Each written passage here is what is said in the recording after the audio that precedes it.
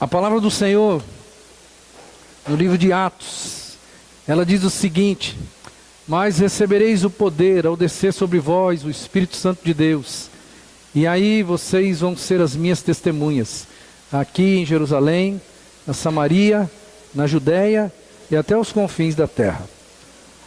A Bíblia também diz que nós recebemos o Espírito Santo de Deus quando nós aceitamos Jesus como nosso Senhor e Salvador. Ele entra na nossa vida.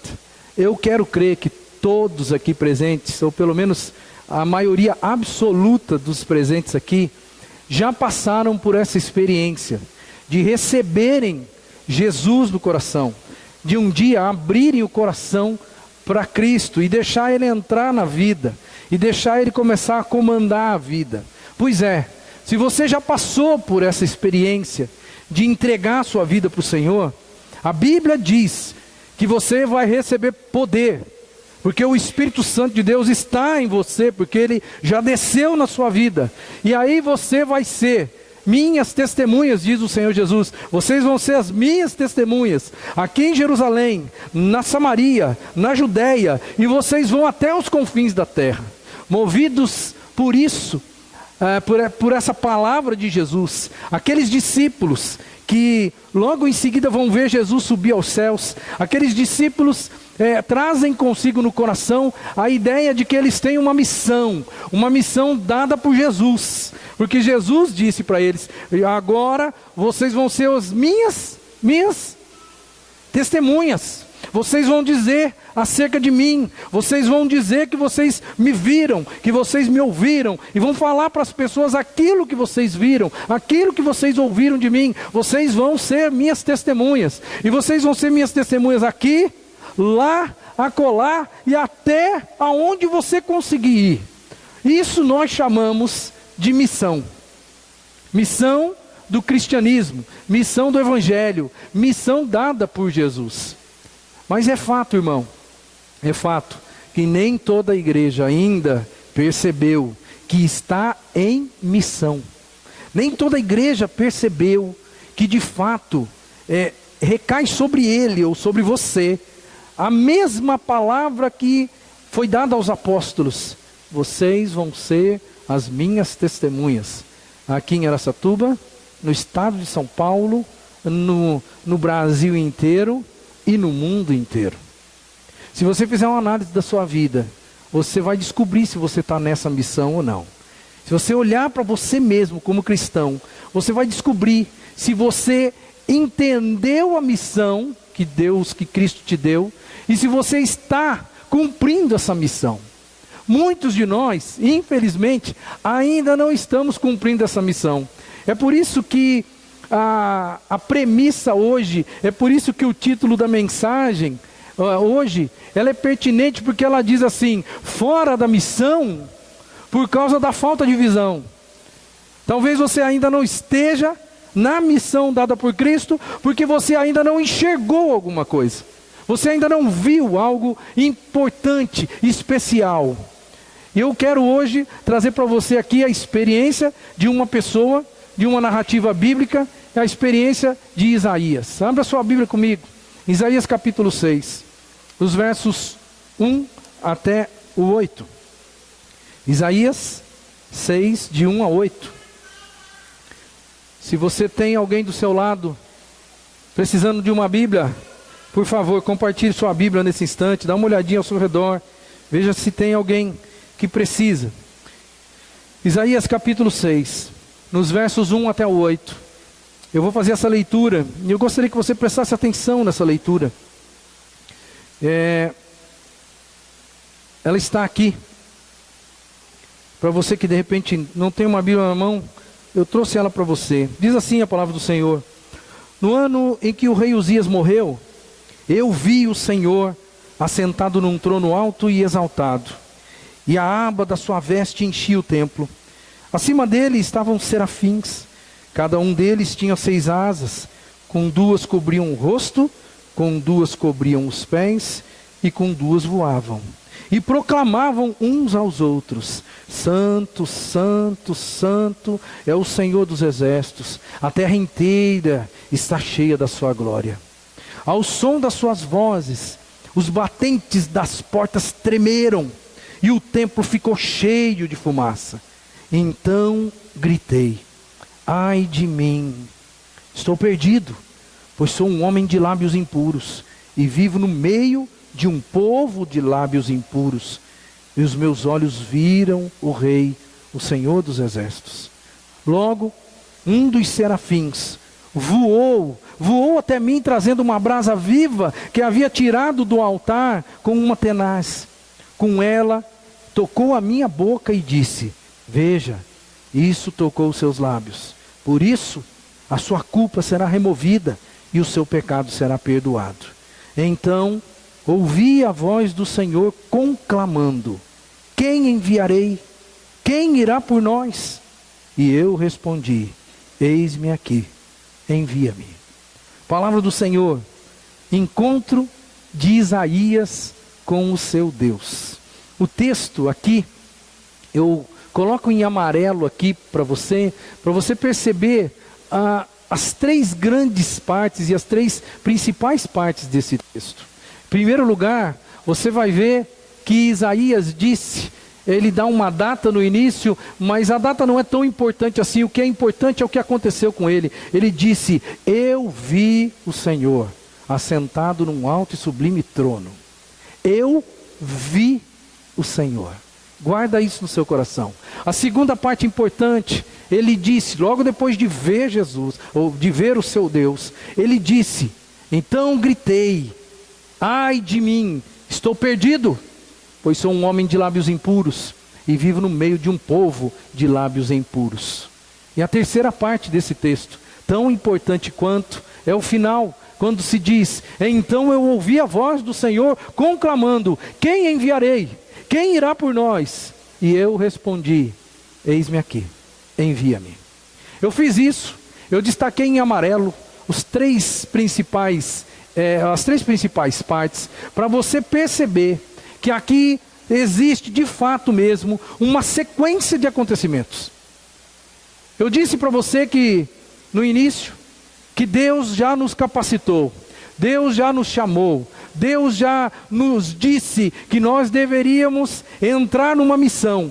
E a missão é: vocês vão receber o poder que o Espírito Santo vai conferir a vocês, e vocês vão ser testemunhas. É isso que Jesus quer de nós, que nós sejamos testemunhas. E nós estamos, ou deveríamos estar então, nessa missão, envolvidos, imbuídos nessa missão. A missão da nossa vida deveria ser essa, pura e simplesmente: enquanto nós vivemos a vida, enquanto nós trabalhamos, enquanto nós temos nosso momento de lazer, enquanto estamos com a nossa família, enquanto vivemos a nossa vida, nós vamos desempenhando a nossa missão. É isso que Jesus gostaria que cada um de nós estivesse vivendo. Mas de fato nem todo mundo está vivendo assim. Por que nós não estamos vivendo assim? Por que talvez nós ainda não respondemos para Jesus o que Isaías respondeu para Deus, quando no finalzinho do texto ele ouve a voz do Senhor dizendo: quem eu vou enviar? Quem vai por nós? E aí ele então diz: eis-me aqui, envia-me. A síntese de tudo que eu vou passar para você se resume a uma pessoa que ouve a voz do Senhor, a uma pessoa que tem consciência de quem Ele é, e a uma pessoa que, após ser transformado, após ser curado espiritualmente por Deus, recebe uma missão e encara essa missão de frente e diz: eis-me aqui, envia-me. Todos nós, irmãos, precisamos passar por esse processo para nós cumprirmos a nossa missão. Ninguém cumpre a missão, ninguém, sem enxergar o Senhor, sem ser transformado pelo Senhor e sem aceitar o convite missionário que Deus nos faz. Quem vai por nós? Quem? Eis-me aqui, Senhor, envia-me a mim. O texto, ou melhor, o título, e eu volto a frisar aqui: fora da missão, por causa da falta de visão. Se eu não enxergo algumas coisas, eu nunca entro no processo da missão. se eu não vivo, se eu não percebo o que está acontecendo, se eu não percebo a presença de Deus, se eu não percebo o que Deus quer e pode fazer na minha vida, se eu não percebo o chamado de Deus, se eu não enxergo isso, eu nunca vou entrar em missão. E é uma pena, irmãos, é uma pena, porque muitos da igreja, muitos filhos de Deus, que já receberam Jesus no coração, que já receberam o poder do Espírito, porque o Espírito já está nele, né? Já receberam o chamamento de Deus, ainda não se despertaram para a missão. Por que não se despertaram para a missão? Porque ainda não enxergaram algumas coisas que precisam ser enxergadas ou vistas. Primeira coisa, no meu modo de entender, à luz desses três momentos da leitura que nós já passamos aqui, eu preciso ter uma visão, certo? Para eu entrar na missão. A primeira visão que eu tenho que ter é a visão de cima. Portanto, eu preciso olhar para cima. Eu preciso olhar para a glória de Deus. No texto, você observou que no primeiro versículo, o texto vai dizer, eu vi o Senhor. E aonde está o Senhor? No nosso inconsciente religioso, Deus está, como a Bíblia aponta, Deus está na sua glória. Os céus é a glória de Deus, é a habitação do Senhor. A primeira coisa que Isaías fez para entrar na missão, antes dele dizer para Deus, eis-me aqui, envia-me, foi preciso olhar para cima. Ele olhou para a glória de Deus, e ele viu Deus. Pois é, meu querido, quando você quer olhar para a glória de Deus, você enxerga o Senhor. O problema é que, às vezes a gente não quer olhar, não é mesmo? Tem um detalhe interessante no texto. Você viu que ele coloca aí a data, né? Ele fala no ano em que morreu o rei Uzias. Eu vi o Senhor. Por que ele faz menção do ano em que morreu o rei Uzias? O rei Uzias foi um rei que reinou durante 52 anos. 52 anos lá em Judá, lá em Israel. 52 anos. E de repente ele morre. E o que acontece? Isaías, ele ainda não é o grande profeta, ele ainda não entrou em cena. Não entrou em cena ainda. Porque esse capítulo 6, ele é o início, é o chamado profético de Isaías. Então ele não é ainda um profeta quando o rei Uzias morre. E quando um rei de 52 anos de governo morre, o que acontece com a nação? Fica, principalmente naquela época, né, naquele estilo de vida que eles viviam, fica aquele clima de insegurança no ar. Porque nunca é garantida uma sucessão de trono meio tranquila, meio pacífica. É sempre uma incógnita. O que será que vai acontecer? O trono do rei terreno está vazio. E talvez em função disso também, não só em função disso, mas em função disso também, Isaías, ele vai até a casa do Senhor. Ele vai porque o coração dele também está um pouco angustiado.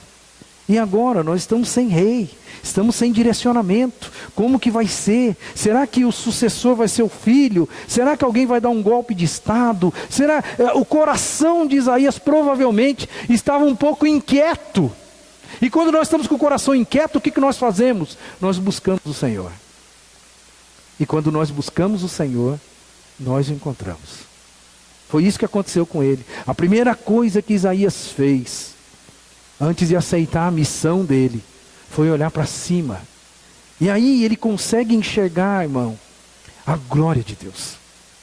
O texto, não se esqueça que isso aqui é uma visão, tá? É uma visão. Então na visão vale tudo. Na visão é tudo sobrenatural. Na visão é algo que às vezes é indecifrável. Mas ele fala ali que ele vê a glória de Deus. Ele vê anjos. Ele vê o trono de Deus assentado. Ele diz que a orla do manto de Deus cobre todo o templo. Todo o templo. É uma coisa majestosa. É uma coisa grandiosa. É uma coisa que para ele é grande demais. Ele vai buscar. E ele enxerga o tamanho do Deus naquela visão. Ninguém cumpre a missão, ninguém aceita o chamado de Deus, sem antes enxergar a grandeza do Deus do chamado. Ninguém aceita um convite, sem de fato ter tido um encontro marcante, genuíno, com o Senhor do convite. Ninguém encara uma situação tão difícil como a missão do Evangelho, sem ter a certeza no coração de que o Deus que ele tem na alma é um Deus grande, é um Deus poderoso, é um Deus que pode fazer tudo e muito mais do que ele pensa. Talvez Isaías saiu daquele episódio ali, porque ele está no templo. Talvez Isaías saiu ali com aquela coisa na cabeça. Deus falando para ele, acalmando seu coração, dizendo assim: olha, Isaías, o trono do rei terreno aí, ele pode estar vazio, mas o trono aqui em cima, ele continua com um rei. Então, aquieta o seu coração, porque o trono pode estar vazio aí embaixo, mas o trono daqui de cima nunca mudou. Eu continuo no controle. Então, meu querido, talvez você não esteja na missão, porque você ainda não olhou para cima. Talvez você ainda não conseguiu enxergar a grandeza de Deus. Talvez você ainda tenha medo, porque se tem uma coisa que lá no fundo da nossa alma dá, é medo quando se fala de missão. Mas em missão todo mundo está. A missão é dada não a pastores, não a evangelistas, não a missionários. A missão é dada à igreja. A igreja do Senhor. A missão é dada a você, mas talvez você ainda não entrou na missão, porque você tem medo. Vamos falar a verdade, nós temos medo. E por que nós temos medo? Porque nós ainda não enxergamos a grandeza desse Deus. Eu quero ressaltar que Isaías até este momento, ele ainda não é um profeta. Isaías até esse momento, ele não teve uma experiência de encontro genuíno com o Senhor. E naquele dia, ele tem um chamado especial. E esse chamado muda a vida dele para sempre. Mas o que mudou? Ele olhou para cima. E ele enxergou Deus. Convido você, nessa noite, a antes de sair daqui, espiritualmente falando, você olhar para cima.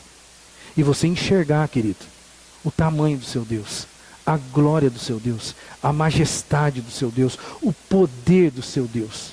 Porque os seus medos, eles vão sumir, desaparecer, quando você conseguir olhar para cima e ver Deus sentado no trono, governando todas as coisas.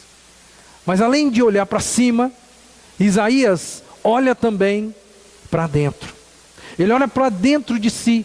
No versículo 5, depois dele ver a glória de Deus, depois dele ver o rei assentado, depois dele ver a majestade, a grandeza, o poder, o sobrenatural, os anjos, aí automaticamente, quando ele sente-se na presença de Deus, a primeira coisa que acontece com ele é: ai de mim, ai de mim.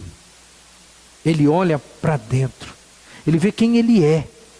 Ele não tem como se esconder diante daquela grandeza que ele está vendo. Ele não tem como se esconder diante daquele poder. Ele não tem como se esconder diante da santidade de Deus. E quando ele vê um Deus santo, santo, majestoso, ele olha para dentro e fala assim: quem sou eu? Eu sou um pecador. O texto vai dizer: ai de mim. E eu gosto da tradução Nova Versão Internacional, que é a que eu projeto aqui para você, que diz assim: então eu gritei,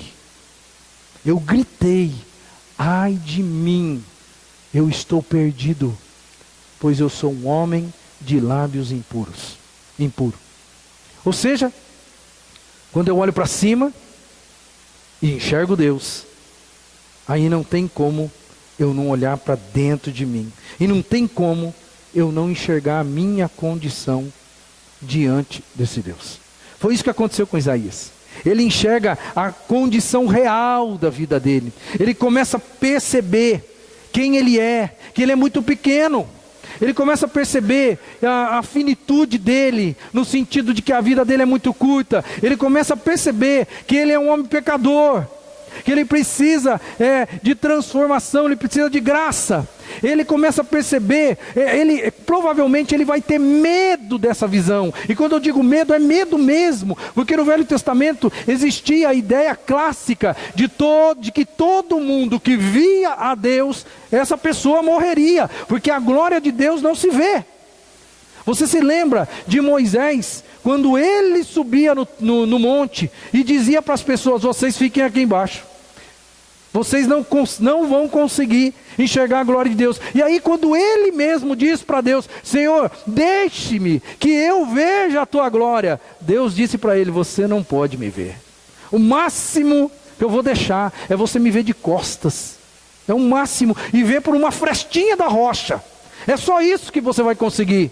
Mas o povo, as pessoas, entre aspas, os mortais, estes não era dado nem o direito de subir no monte para ver qualquer coisa. Eles só viam a manifestação da glória de Deus. Do mesmo jeito que Isaías agora está vendo o templo cheio de fumaça, a orla do manto de Deus é estendida e cobrindo tudo aquilo, anjos para cá, anjos para lá. No Antigo Testamento as pessoas olhavam para o monte e o monte fumegava, a terra tremia, e era a presença de Deus viva ali. E todos ficavam morrendo de medo.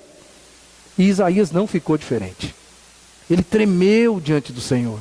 E quando ele tremeu, ele percebeu quem ele era. Um homem pecador. Ele diz: eu estou perdido porque eu sou um homem de impuros lábios. Pois é, irmão, se tem uma coisa que acontece com todo mundo aqui, quando nós nos percebemos na presença de Deus, existe já no coração da gente aquele sentimento de que nós estamos devendo.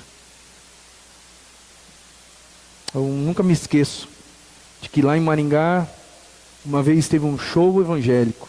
Isso na década de 80. E quando a igreja era mais comportadinha, né? E teve um show de um cantor evangélico muito famoso naquela época. E aí o que aconteceu? O cara estava cantando lá na frente, e muito jovem, era só juventude, e aquela juventude começou, digamos assim, perder um pouco o senso, e eles começaram a vir para frente, começaram a pular, começaram a fazer uma certa algazarra, e o cara que estava fazendo o show, ele parou, e ele disse assim: se vocês estivessem vendo a presença de Deus mesmo, vocês não estariam fazendo o que vocês estão fazendo aqui. Vocês estariam com o rosto em terra. Vocês estariam tremendo diante da grandeza de Deus. Vocês estão vendo qualquer coisa, menos a glória de Deus. Porque a Bíblia diz que quem vê a glória de Deus tem uma reação natural, que é uma reação de quebrantamento, é uma reação de postura lá embaixo.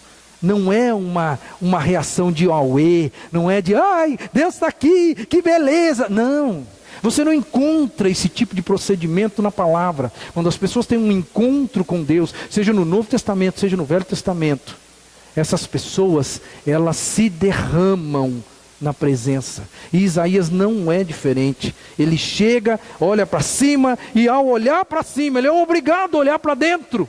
E quando ele olha para dentro, ele vê uma pessoa impura, pecadora. Como que eu, um pecador, agora estou na frente do Deus Todo-Poderoso? Irmãos, eu e você, nós precisamos abandonar a soberba de pensar que a nossa vida, de que nós temos o direito de chegarmos à presença de Deus pura e simplesmente assim, como se nada tivesse acontecido. Nós temos que ter a postura de humildade, de nos aproximarmos do Senhor, seja em culto, seja na nossa casa, na nossa oração matinal, seja em qualquer lugar, com uma postura de quem nós somos de verdade. Gente que precisa da graça de Deus para continuar de pé, gente que precisa ser perdoado dia após dia, gente que se sente de verdade um pecador na presença do Deus Todo-Poderoso. Nós não somos melhores do que Isaías. E quando ele percebe a presença de Deus, ele olha para si mesmo e fala: pobre de mim, ai de mim, porque eu sou pecador e eu preciso de perdão. A gente também tem que falar isso. Ai de nós, Quando foi a última vez que você disse isso para Deus? Num encontro pessoal com Deus? Porque o versículo 5 vai deixar claro isso. Quem tem uma experiência com Deus, ele sabe quem Ele é. Somente quando a gente vê o Senhor, a gente enxerga quem realmente nós somos. Os nossos pecadinhos sutis, né? Nossas idolatrias, pequenas idolatrias, né? A gente enxerga os nossos pecados, a gente enxerga tudo aquilo que atrapalha o mover de Deus na nossa vida. Quando a gente enxerga o Senhor, a gente enxerga o nosso pecado. É como se Deus entrasse na nossa vida, no nosso quarto escuro, e acendesse uma luz muito forte. E aí sim nós vamos olhar para o nosso quarto, que está escuro, está sujo, mas ninguém vê. Mas quando a luz do Senhor entra, e ela ilumina a nossa vida, nós começamos a olhar ao redor, e nós começamos a ver a sujeira. E nós começamos a fazer alguma coisa para limpar essa sujeira. Pois é, dentro dessa ótica, quero contar uma historinha para você. Era uma vez um homem que tinha um carro, mas o carro dele era um bagaço. O carro estava com os pneus furados, não tinha água no radiador, não tinha óleo no motor, não tinha nada funcionando direito no carro, todo bagaçado, e o cara vai empurrando o carro, e empurra até o posto de gasolina, chega para o frentista do posto de gasolina e diz o seguinte: enche o tanque. Aí o frentista olha para ele e fala assim: encher para quê? Encher o tanque para quê? Se o carro está sem óleo no motor, o carro está com todos os pneus furados, se o carro não tem água no radiador, você está pedindo para encher o tanque para quê? É um absurdo um negócio desse, não é? Pois é, mas nós às vezes fazemos a mesma coisa. Quando nós nos aproximamos da presença de Deus, com a vida toda bagaçada, com a vida espiritual um lixo, e a gente olha para Deus e fala assim: Senhor, me enche do teu Espírito. E Deus olha para a gente e fala assim: para quê? Para quê que eu vou encher a tua vida com o meu Espírito se a sua vida está um bagaço? Se você está cheio de pecado, se você não se conserta, se você não arruma as falhas que você sabe que existe dentro da sua alma, para que você quer que eu encha você com o poder do meu Espírito? Quando nós fazemos isso, quando nós nos aproximamos de Deus pedindo uma coisa dessa natureza, com uma vida toda bagaçada, nós parecemos este homem, né, da ilustração que eu acabo de contar para você. A gente precisa, irmão, eu e você, nós precisamos ser purificados pelo fogo do Espírito Santo de Deus. O texto de Isaías, o texto vai dizer o seguinte: então, um dos serafins voou até mim, trazendo uma brasa viva, que havia tirado do altar com uma tenaz. Se você não sabe o que é tenaz, é uma tesoura de ferro grande, que o ferreiro usa para pegar a brasa e não se queimar. Tá? Ele tirou então, foi tirado do altar com essa tenaz. Com ela, ou seja, com a brasa, ele tocou a minha boca e disse: veja, isto tocou os seus lábios, por isso a sua culpa será removida e o seu pecado será perdoado. Pois é, meu irmão, a segunda reação de Elias, de Isaías, ele olha para a grandeza de Deus, ele olha para dentro de si, ele percebe quem ele é, e ele sabe que ele precisa de purificação, porque ele sabe que ele é um homem de lábios impuros. E aí é uma ilustratividade, é uma figuratividade, está dizendo que eu sei que eu sou um homem pecador, e de repente, diante da postura dele, Deus resolve o problema dele. Eu estou vendo Isaías, estou vendo você, estou vendo a sua compostura diante da minha presença, estou vendo que você está olhando para dentro de si, estou vendo que você está acanhado, porque você sabe que você é um cara pecador, eu estou vendo que você está querendo restauração. Pois é, de uma maneira figurada, o anjo pega Satanás, leva, a brasa viva do altar de Deus, toca a boca dele e diz: você está transformado. Eu curei o seu pecado. Eu tirei o pecado da sua vida. Agora você está num outro nível. A brasa do altar de Deus, ela precisa tocar os nossos corações. Eu estou falando de uma maneira figurada, irmão. A brasa do altar de Deus precisa tocar nos nossos pecados. E nós também, eu e você, precisamos sentir que nós estamos clamando a Deus por uma purificação, e Ele está nos purificando. Deus precisa purificar a sua vida. Quais são os pontos falhos e negativos da sua vida? Você é muito materialista? Pois é, deixa o fogo do Espírito Santo consumir esse materialismo que existe dentro da sua vida. Você é uma pessoa que tem um senso de competição dentro de você, e você tem uma estima meio baixa, parece que você sempre tem que ser melhor do que os outros, para você ganhar status. Isso não é de Deus para a sua vida. Peça para o Senhor, para que o fogo do Espírito consuma esse senso de competição que você tem dentro da sua alma. Você se sente superior às outras pessoas, você acha que você é melhor do que os outros. Pois é, peça para que Deus, através do fogo do Espírito dele, resolva esse problema de você se sentir melhor do que as pessoas, melhor do que os outros, porque você não é melhor do que ninguém. A Bíblia exalta os humildes, e eu olho para Isaías. Quando ele olha para cima e olha para si mesmo, ele vê a sua real condição, ele abaixa a cabeça diante de Deus. E a primeira coisa que Deus faz quando ele abaixa a cabeça, Deus restaura ele. Deus pega aquela brasa e figurativamente diz: estou resolvendo o seu problema. Mas isso não aconteceu. Eu imagino que isso nunca aconteceria se Deus não olhasse para ele e não visse ali uma pessoa humilde, quebrantada, sabedor de que precisava ser purificado. Pois é, eu e você, nós precisamos ser purificados. Olha o que a Bíblia vai dizer já no Novo Testamento. O apóstolo Paulo, muitos anos depois, ele vai dizer: se alguém se purificar dessas coisas, será vaso para a honra, santificado, útil para o Senhor e preparado para toda boa obra. Se alguém se purificar, aí você vai estar sendo um vaso de honra, separado, santificado, útil para o Senhor e preparado para a boa obra. Você lembra que a premissa inicial aqui é fora da missão por causa da falta de visão?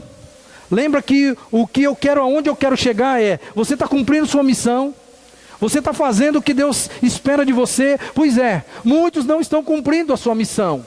Não estão cumprindo a sua missão porque não olharam para cima, porque não olharam para dentro, e quando não olham para dentro não conseguem enxergar aquilo que falta para ser mudado, e quando não olha para dentro e não enxerga, ele não é um vaso de honra, santificado, útil para o Senhor e preparado para a missão.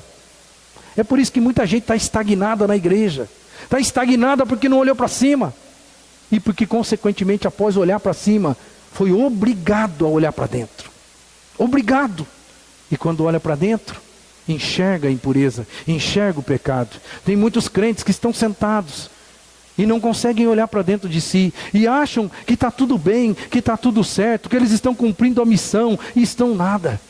Eles estão fora do padrão, fora da vontade do Senhor. Por quê?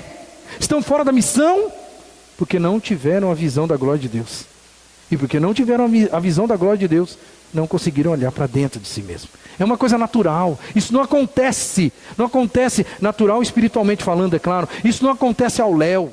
Eu só olho para dentro depois de olhar para o céu, depois de perceber a grandeza de Deus, depois de perceber o Deus da minha vida. A última coisa que a gente enxerga no texto é que ele olhou para cima, depois ele olhou para dentro, e depois de ser purificado, ele conseguiu olhar para fora.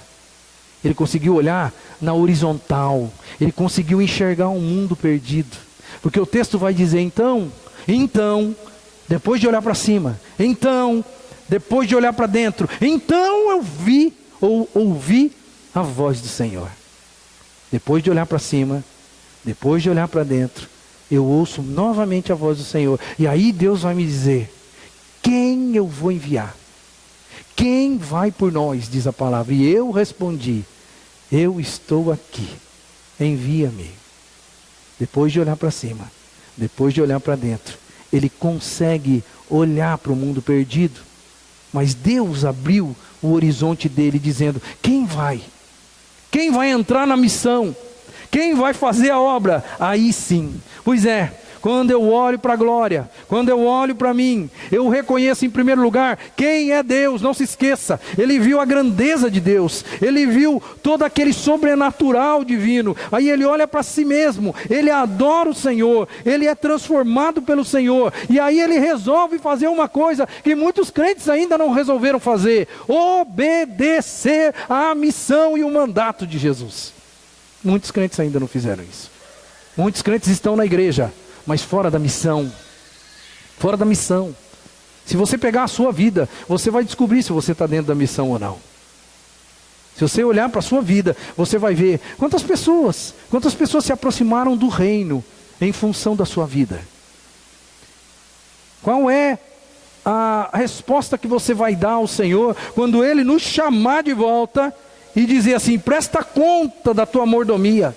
Diga para mim o que você fez com tudo que eu te dei. Diga para mim o que você fez com a sua vida. Diga para mim, porque eu disse para você: você vai receber o poder ao descer sobre vós o Espírito Santo de Deus, e vocês vão ser as minhas testemunhas. Vocês vão dizer ao meu respeito para as pessoas, e vão fazer isso na sua casa, vocês vão fazer fora da sua casa, vocês vão fazer na sua cidade, vocês vão fazer no seu estado, vocês vão fazer aonde for possível fazer, vocês vão fazer.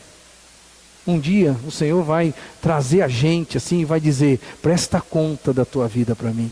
Diga para mim se você fez aquilo que eu disse para você fazer. Olha que coisa interessante. Isaías, tudo está no individual. Todas as frases, elas estão no individual.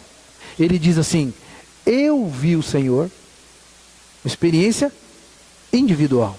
Ele diz assim: então eu disse, ai de mim. Ele não está falando no plural, ele não está preocupado com os outros, ele não está apontando o dedo para o pecado do outro, ele está apontando o dedo para ele, está dizendo ai de mim. E depois continua na pessoalidade, na individualidade, dizendo: eis-me aqui, envia-me. Ele não está falando: Senhor, olha aqui essa pessoa aqui, ó, cheia de capacitação, envia ela. Deus, vamos resolver o seu problema. O senhor está com um problema aí? O senhor está precisando de gente? Senhor, eis aqui o meu pastor, eis aqui o meu professor de escola, eis aqui o meu mentor religioso, eis aqui a pessoa que me levou, né, para a igreja, eis aqui o meu pai. Não, é tudo no pessoal, é tudo no individual. Ele diz: eis-me aqui. É tudo dizendo respeito a Ele mesmo. Não se esqueça, irmão, eu só estou trazendo tudo isso aqui à tona, porque nós estamos mudando de estação. Nós estamos mudando de estação. E a gente ainda nessa estação, nós vamos cuidar de gente. A proposta é: tenha relacionamentos discipuladores com as pessoas que estão próximas a você. A proposta ainda é: olha, agora chegou a sua vez de fazer alguém crescer na fé. E eu vou perguntar para você: já há 3 meses nós estamos falando, vamos cuidar de gente, vamos cuidar de gente, vamos cuidar de gente, vamos cuidar de gente. E eu pergunto para você: quem está sendo cuidado por você?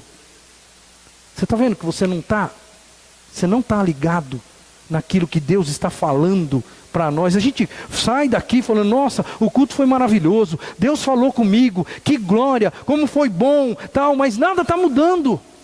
Nada está mudando, porque 3, 4 ou 5 pessoas da igreja entenderam o recado, que nós precisamos cuidar de alguém. Mas o restante continua olhando, achando tudo muito lindo, tudo muito maravilhoso, tudo muito bonito, mas não compraram a voz de Deus na sua vida. Não compraram, não assimilaram ainda a missão que Deus está propondo para a igreja. Quantas igrejas por aí, irmãos, estão vegetando? Quando eu digo vegetar, tem um culto, tem uma música, tem uma mensagem que agrada o nosso coração, né, que dá uma paz para a gente aguentar mais uma semana de dificuldade, e a gente vai embora para casa. No outro domingo a mesma coisa, vem de novo adoração, vem de novo música, vem de novo oração, peça para Deus resolver os seus problemas, vem uma mensagem de Deus de consolo para o nosso coração, e a gente volta para a igreja, volta para casa, e tem um monte de igreja vegetando espiritualmente, esqueceram a missão. Eles estão muito mais focados no bem-estar do povo de Deus. Olha, venha para cá que nós vamos orar. Se você está sem dinheiro, nós vamos arrumar dinheiro para você. Se você está sem saúde, nós vamos orar e você vai ser curado. Mas eu não ouço as igrejas dizendo, replicando aquilo que Jesus disse que nós deveríamos fazer. Vão pelo mundo, pregue o evangelho a toda criatura, batize essas pessoas em nome do Pai, do Filho e do Espírito Santo, né? Ensinem elas a guardar todas as coisas que eu vos tenho dito. Eu vou estar com vocês até a consumação dos séculos. E aí, quando de repente a Quinta Igreja Batista de Araçatuba entra nesse processo e começa a dizer, vamos fazer o que Jesus disse para fazer, 5, 6, 8 pessoas se despertam e começam a fazer, mas os demais ainda continuam olhando, falando, nossa, que bonito, nossa, que legal, nossa, está tão maravilhoso, mas ainda estão fora da missão. Por que estão fora da missão? Porque não viram a glória do Senhor. Ainda não enxergaram a glória, a majestade, o poder, e não enxergaram quem eles são, e que eles precisam de transformação, eles precisam de perder um medo, eles precisam fazer a obra de Deus do jeito que precisa ser feita. Para a gente estar no centro da vontade de Deus, a gente precisa se disponibilizar agora. E do mesmo jeito que Isaías disse, nós também precisamos dizer, eis-me aqui, envia-me. Qual foi a última vez que você disse para o Senhor, Senhor, eis-me aqui, envia-me? Sabe por que talvez você nunca disse? Porque você não olhou para a glória, não olhou para si mesmo, e você está cego, ainda está cego, na horizontal, não enxergou o mundo perdido do jeito que Deus enxerga. A gente só tem uma chance na vida, irmãos, com relação à nossa vida. E eu estou dizendo agora com relação à nossa vida espiritual. A gente só tem uma chance na vida de ser criança. E ser criança é a melhor fase da nossa vida. Porque quando a gente é criança, é a nossa fase da inocência, é a fase em que a gente não tem nenhum tipo de responsabilidade, pelo menos dentro do nosso contexto aqui brasileiro, da nossa época, da nossa geração, as crianças são totalmente despreocupadas. E eu vivo dizendo para minha filha de 7 anos, filha, aproveita, porque ser criança é a melhor coisa que existe no mundo. E ela já entendeu esse negócio. E ela está vivendo feliz a sua infância. A gente só tem uma vez na vida que vai ser criança. E nunca mais nós vamos ter a oportunidade de ser criança de novo. Pois é, irmão. Agora, depois que a gente sai da época de criança, a gente passa a viver a vida como adolescente. E a gente também só tem uma vez na vida que a gente vai ser adolescente. Mas quando você é um adolescente cristão, olha aí meus queridos adolescentes cristãos, presta atenção no que eu vou te dizer agora. Quando a gente é adolescente cristão, a gente precisa de uma coisa, a gente precisa de ter amigo. A gente não precisa ter mais nada, nem dinheiro. A gente precisa ter amigo. O que para nós é importante na fase da adolescência é ter amigo, certo? É a coisa mais importante. Mas eu vou dizer um negócio para você. Vai passar um tempo na sua vida, quando você for um cinquentão igual eu, que você não vai nem lembrar mais dos seus amigos, de alguns dos seus amigos. Não vai lembrar aquilo que era tão importante para você. E eu vou além. Talvez aqueles amigos seus, na época de adolescente, e você era um adolescente cristão como você é hoje, se você não abrir os olhos, não enxergar a glória de Deus, não se enxergar por dentro, e se você não vê que os seus amigos adolescentes estão perdidos, quando você for cinquentão, você vai olhar para trás e você vai lembrar deles, vai lembrar dos seus amigos perdidos. Alguns deles, como eu já tenho essa experiência, alguns dos meus amigos da época de adolescente já morreram. Alguns dos meus amigos talvez já passaram por cadeia. Alguns dos meus amigos já se deram mal na vida. E um monte dos meus amigos da época de adolescente, eles ainda estão longe da glória de Deus. Ainda não se encontraram com Jesus. Mas sabe de uma coisa? Eu andei com eles. Quando eu era adolescente, eu andei com eles e eu já era crente. Mas eu não fiz diferença na vida deles.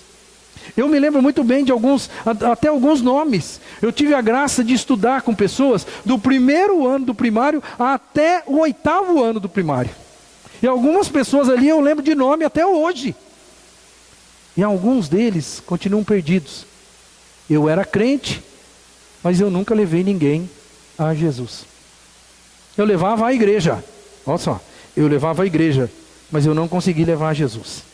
Porque eu estava mais preocupado com a presença deles na minha vida e não com a presença de Cristo na vida deles. Essa é a verdade. E talvez, adolescente, você está nessa hoje, porque o que importa para você são os seus amigos, mas você não está ligado que você está em missão. E eu vou dizer um negócio para você: você só tem uma chance de ser adolescente na vida, depois vai passar. E aqueles amigos que você hoje tem na época de adolescência, amanhã tem alguns que você nunca mais vai ver na vida. E nunca mais vai ter a oportunidade de levá-los a Jesus. Porque passou o teu tempo. Você só teve uma chance na vida. Mas você também só tem uma chance na vida de ser jovem. E o mais importante na fase dos jovens é o quê? São os sonhos. São os projetos. Todo mundo que é jovem vive na base dos sonhos. A gente fica lá, com a cabeça lá na frente, pensando: o que vai ser de mim?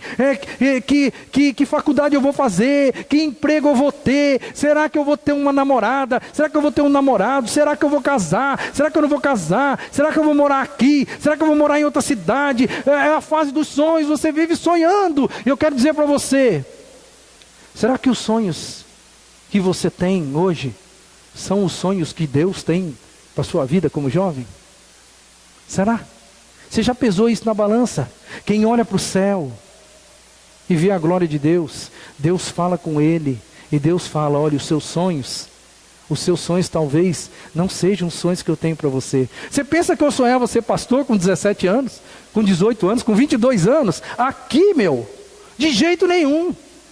Eu não queria, esse negócio estava muito longe da minha vida. Aliás, eu só via pastor se dando mal. Eu vivi numa igreja pequena, numa cidadezinha de interior, onde os pastores eram pessoas, desculpa a franqueza, mas pessoas humildes, pessoas que ganhavam muito mal, pessoas que trabalhavam, mas sempre tinha alguém para falar: não está bom, está ruim, o negócio não está legal. Sabe, aquela coisa, eu ficava olhando aquele negócio assim, o que eu vou me enfiar num negócio desse? Aí nunca na vida, eu vou estudar. E eu fui estudar. Fui fazer economia, terminei o curso de economia, Deus falou comigo. Depois que Deus falou comigo, só para encurtar a história, fui começar outra faculdade de teologia. Porque Deus falou comigo e eu não tive como responder não. Tudo aqui, todos aqueles sonhos, argumentações que eu tinha, caíram por terra quando Deus falou: eu quero você. E hoje eu estou aqui. Os meus sonhos na época de juventude não era isso aqui que eu estou vivendo hoje. Mas graças a Deus que eu me dobrei diante dos sonhos de Deus para a minha vida. Eu tinha condições de dizer para o Senhor: Deus, chama outro. A quem vai por nós? Eu poderia dizer: Deus, eu vi muito pastor sofrendo e eu não tenho emocional para esse negócio. Então, Senhor, envia outro, não a mim. Envia outro. Graças a Deus que Deus falou comigo e eu não tive condições de reação a não ser dizer: eis-me aqui, Senhor. Eu troquei os sonhos de vida que eu tinha pelos sonhos de Deus. E hoje eu digo para você: eu estou no centro da vontade de Deus e estou mais feliz. Tenho certeza que eu estou mais feliz do que o plano e o projeto que eu mesmo tinha para a minha vida quando eu tinha 22 anos de idade. Jovem, os seus sonhos, será que são os sonhos de Deus? Será? Aí não para a vida, né? Porque depois de jovem você vai ser adulto. E adulto é a fase das realizações. Se jovem por um momento da vida a gente vive sonhando, quando a gente é adulto a gente começa a realizar as coisas. E você consegue comprar o carro que você sempre sonhou. E você consegue comprar a casa que você pensou que nunca ia ter. Você casou. Feio desse jeito. Você casou. Você pensava quando era adolescente e jovem que você nunca ia conseguir. E de repente você cai na real e fala, eu casei. Eu pensava que não ia dar certo esse negócio. Hoje eu tenho uma família. Daqui a pouco você tem um filho. E você começa a se realizar. Você começa a ter as coisas. É a fase da realização. E tem gente que entra na fase adulta. E ele vai se realizando. Vai se realizando. Vai se realizando. Vai se realizando. E nunca tem tempo para realizar a missão. Porque a missão fica de lado. Porque eu estou na fase das realizações. E eu vou dizer uma coisa para você, adulto. Você só tem uma chance de ser adulto. Você vai empenhar a sua vida no quê? Você vai empenhar a sua vida nas realizações?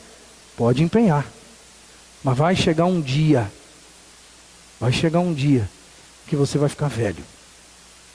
E quando você ficar velho, aí você vai parar e vai cair na real. O que é a vida? Será que a vida era só sonhos? Será que a vida se constituía em apenas realização dos sonhos? É isso mesmo. Eu existo para isso. É isso que vai me dar felicidade. E aí quando você tem 75, quando você tem 80 anos de idade, você começa a olhar para trás. Eu imagino que seja assim, tá? Eu imagino. Que eu ainda estou longe desse negócio. Mas eu imagino que com 80 anos, você vai olhar para trás e vai falar assim, será que era só isso mesmo? Quanto tempo eu tenho agora? Do que adianta eu ter tido todas as realizações que eu tive? Para onde vai o dinheiro que eu juntei? Para quem vai ficar a casa que eu tenho? O carro? O que vai adiantar o carro? Até a minha própria família. Daqui a pouco eu vou embora, minha família vai ficar. Sabe, você começa a pensar na realidade da vida. Que a gente é passageiro demais. E sabe uma coisa que vai acontecer com você quando você ficar velho? Você vai olhar para trás e vai falar assim, por que eu não cumpri a minha missão que Deus me deu? Você não vai pensar assim, por que eu não consegui ter uma casa própria? Por que eu não consegui comprar o carro que eu tanto queria? Você vai olhar para trás na sua vida e vai falar assim, por que eu não levei Deus a sério? Por que eu não levei minha missão a sério? Sabe por quê? Porque você vai começar a pensar em um fato real e absoluto da vida, que é a morte. E você que é crente, quando você pensar em morte, você vai pensar no dia que você vai dar de cara com o seu Jesus. E quando você der de cara com Jesus, você já está ensaiando o que eu vou falar para Ele. O que eu vou dizer. Porque Ele disse para eu entrar nessa missão. E até hoje eu estou com 80 anos de idade. E eu não entrei, nunca entrei nessa missão. É a única coisa que você vai se arrepender, talvez. Se você não entrar nessa missão que Deus tem para a sua vida. E eu vou dizer uma coisa, você só tem uma chance de ser adulto, e uma chance só de ser idoso. Ainda é tempo de você dizer, Deus, eu vou dar o restinho dos meus dias para o Senhor. Eu vou fazer nem que for o último pedaço da minha vida, mas eu vou dar para o Senhor, porque você só tem uma chance. Quero concluir, irmão. Isaías, o texto fala que ele teve um encontro com Deus. E nesse encontro com Deus, esse encontro foi através de uma visão. Ele teve uma visão sobrenatural da grandeza de Deus. Pois é, eu quero dizer para você que hoje, você também está tendo um encontro com Deus. Deus está falando com você hoje. Ele está me usando, mas Ele está me usando para dar um toque para você. Ele está me usando para abrir o seu horizonte. Ele está me usando para falar com você. Do mesmo jeito que Isaías percebeu Deus, hoje você de certa forma está percebendo Deus e a grandeza de Deus falando no seu coração. Pois é, para uns aqui, para algumas pessoas aqui, esse encontro com Deus que você está tendo hoje, ele pode proporcionar para você um momento de conversão. Porque talvez você nunca tenha se convertido, você nunca aceitou Jesus de verdade. E o primeiro encontro que você tem real e genuíno com Cristo, a primeira coisa que acontece com você, você olha para dentro de você e fala: peraí, eu não aceitei esse Jesus ainda. Peraí, eu ainda não tenho uma aliança com esse Cristo. Eu ainda não aceitei Ele de todo o meu coração. Eu não tenho uma história para contar do dia em que eu cheguei e entreguei minha vida para Jesus. Pois é, hoje, para você que está nessa condição, hoje pode ser o dia em que você se converta.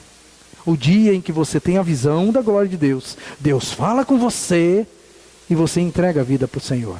É uma maneira de ter um encontro com Deus, não é? A segunda coisa, pode ser que para alguns de vocês aqui, seja um dia de um chamado especial. O chamado que Isaías teve. Porque Isaías ele teve um chamado especial. Isaías não se converteu naquele dia, não. Isaías aceitou o chamado de Deus, a quem eu vou enviar. Ele disse: eis-me aqui, envia-me. Então, para alguns de vocês, hoje pode ser o dia que você vai dizer para Deus: Senhor, eu estou sentindo do Senhor um chamado especial. Já entreguei minha vida para o Senhor, mas hoje eu vi a tua glória, o Senhor falou comigo, e eu estou aqui para dizer: eu aceito o desafio de um chamado especial. Talvez Deus vai fazer isso com você. A outra coisa que pode acontecer também de um encontro que todo mundo tem com Cristo, é você ter um crescimento espiritual.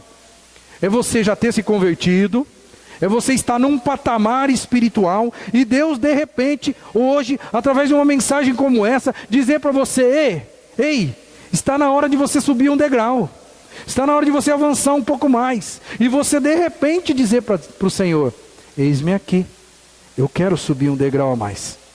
Eu quero sair desse patamar aqui e quero ir para um nível superior. Mas tem o último, que eu acho que talvez a grande maioria de nós se encaixa. Que o encontro com Deus como esse é um encontro de aviso. É um encontro de advertência do Senhor.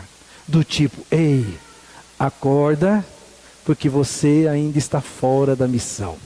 E por que você está fora da missão? Porque você ainda não viu a glória de Deus. Fora da missão por causa da falta de visão. Muitos cristãos ainda estão fora da missão porque não tiveram esse encontro com Deus. E eu não posso ir embora hoje sem dizer para você que hoje pode ser a grande oportunidade da sua vida de você ter um encontro com Cristo. Um encontro de conversão, e entregar sua vida definitivamente para Jesus. E ter uma história para contar. Dia tal. Que dia que é hoje? 29? 30? 29. Tá, 29. Dia 29 de setembro de 2019. Foi o dia que eu entreguei minha vida para o Senhor. Hoje você pode ter uma história para contar. Talvez você vá dizer assim: hoje, dia 29 de setembro, foi o dia em que eu aceitei um chamado especial de Deus. E eu vou fazer algo especial, específico de Deus. Hoje, dia 29 de setembro, eu aceitei o desafio de Deus para ir para um patamar superior na minha vida cristã. Eu quero parar de ser um crente mediano, eu quero subir, eu quero alcançar degraus maiores, eu quero estar mais elevado na minha vida, eu não quero ser um crente medíocre.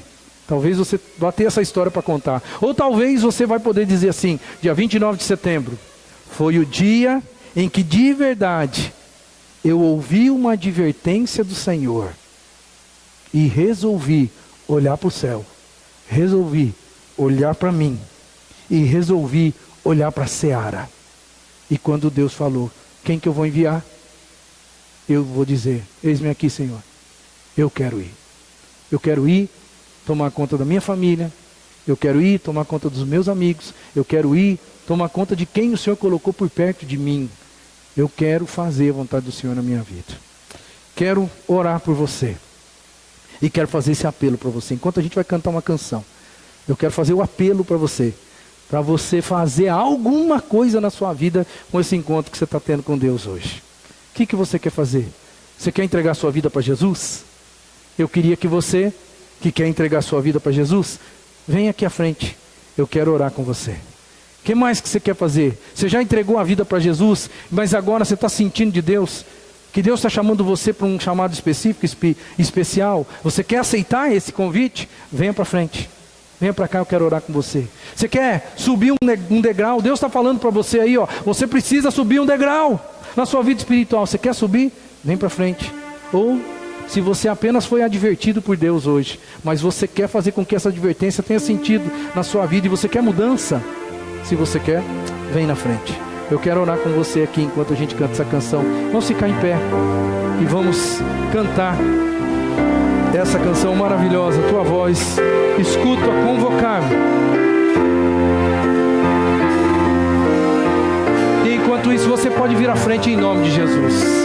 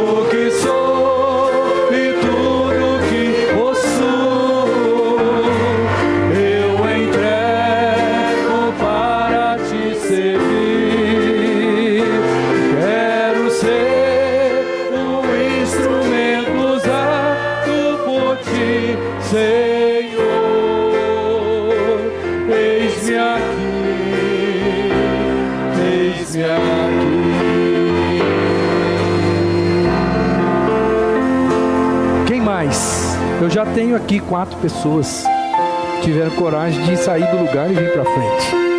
Você quer fazer? O que Deus está pedindo para você? Deus está pedindo para você se converter? Deus está pedindo para você aceitar Jesus de uma vez por todas? Vem para cá. Deus está pedindo para você se elevar num nível espiritual maior do que o que você tem? Vem para cá. O que Deus está falando com você? Eu só quero que você responda do jeito que a gente está cantando. O que sou e tudo que eu possuo eu entrego para te servir. Eu quero ser um instrumento usado por ti, Senhor. Eis-me aqui, eis-me aqui. Você parou para pensar naquilo que você está cantando? Tem sentido esse negócio para você? Ou você está cantando igual papagaio? Do tipo, estou cantando porque todo mundo está cantando. Porque se isso não tem simbolismo, se isso não significa nada na sua vida, eu vou perguntar para você, por que você está cantando? Por que você está dizendo, Senhor, eis-me aqui, tudo que eu tenho, tudo que eu possuo, eu quero te entregar para servir ao Senhor. Quero ser um instrumento usado por ti. Eis-me aqui, Senhor. Vamos cantar mais uma vez o estribilho e logo em seguida a gente vai orar. E enquanto isso ainda você tem a chance. Venha à frente, venha responder para o Senhor aquilo que Ele está perguntando para você. O que sou e tudo que possuo eu entrego para te servir. Quero ser um instrumento usado por ti, Senhor.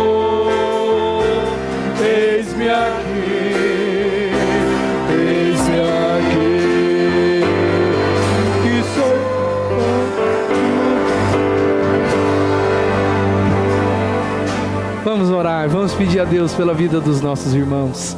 Senhor, em nome de Jesus, nós agradecemos ao Senhor. Agradecemos porque o Senhor é um Deus que fala com a gente. O Senhor é um Deus que não desiste de nós. Domingo após domingo o Senhor tem falado conosco. No meio da semana o Senhor tem falado conosco. O Senhor tem dado a oportunidade de nós termos amigos, termos irmãos que se preocupem conosco, que caminham conosco na nossa jornada. Como é bom, Senhor, sentir que o Senhor está ministrando aos nossos corações, transformando a vida da Tua igreja nesse lugar. Como é bom sentir que o Senhor está orientando os nossos passos, dizendo para nós o que nós devemos fazer, como devemos fazer. Como é bom ver a resposta do povo do Senhor, quando o Senhor diz para eles, quem eu vou enviar? Quem? E as pessoas vêm para frente dizendo, eis-me aqui, Senhor, envia-me a mim. Deus, muito obrigado pelas pessoas que estão aqui à frente. Eu sei que aqui nesse grupo existem pessoas que estão dizendo para o Senhor, Senhor, hoje é o dia em que eu estou entregando a minha vida para o Senhor, e eu glorifico o Teu nome por isso. Eu louvo e honro o Teu nome, porque eu sei que existem pessoas neste lugar, nessa noite, que estão fazendo uma decisão ao lado do Senhor, que vão resolver a partir de hoje, viver uma vida sobre o Teu total direcionamento, total dependência do Senhor. E eu louvo e engrandeço o Senhor por isso. Sei que existem pessoas aqui que estão sendo desafiadas, pessoas que estão sendo desafiadas por um chamado especial, e eu louvo o Senhor porque elas estão dizendo, Senhor, eu estou aqui e eu aceito esse desafio. Eu sei que existem pessoas que estão aqui sendo desafiadas pelo Senhor para subirem um nível espiritual na sua vida. Eles não estão confortáveis com aquilo que eles fizeram e a maneira com que fizeram até o dia de hoje, e o Teu Santo Espírito nessa noite os convenceu da necessidade deles estarem um patamar além, adiante. E eu louvo o Senhor e glorifico o Teu santo nome por isso, e agradeço o Senhor porque muitos foram alertados agora que nós estamos numa missão e que eles precisam guerrear essa guerra, entrar nesta missão espiritual, fazer a obra do Senhor, porque a vida está passando, Senhor, e um dia todos nós vamos chegar à velhice. Aqueles que terão essa graça de chegar à velhice, nós vamos olhar para trás e vamos ter apenas um arrependimento na vida. Por que que nós não fizemos mais para o Senhor? Eu tenho certeza que todo crente genuíno, autêntico, vai chegar lá na frente e ainda vai dizer, porque eu não fiz mais.